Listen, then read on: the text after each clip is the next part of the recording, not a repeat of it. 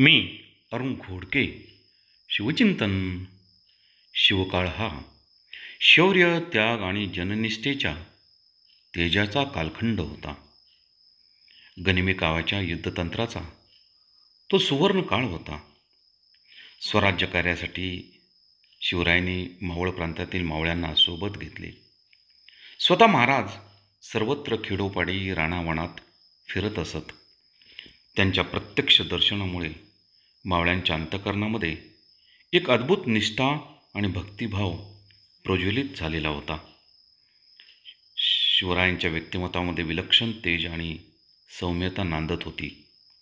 ते कधीही मी मोठा अधिपती आहे, शहाजीराजांसारख्या पराक्रमी पित्याचा पुत्र म्हणून अभिमानाने मिरवत नव्हते.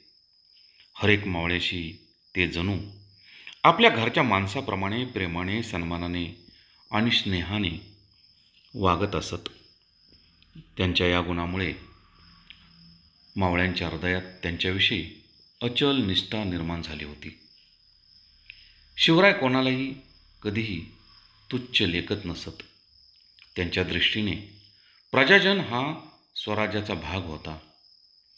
त्यांनी शूर मावळ्यांना लष्करात तर मुत्सद्दी लोकांना प्रशासनामध्ये स्थान दिले होते.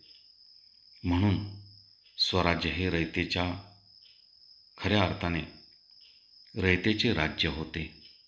बहुत काय बोलणे. राम, कृष्ण, हरी.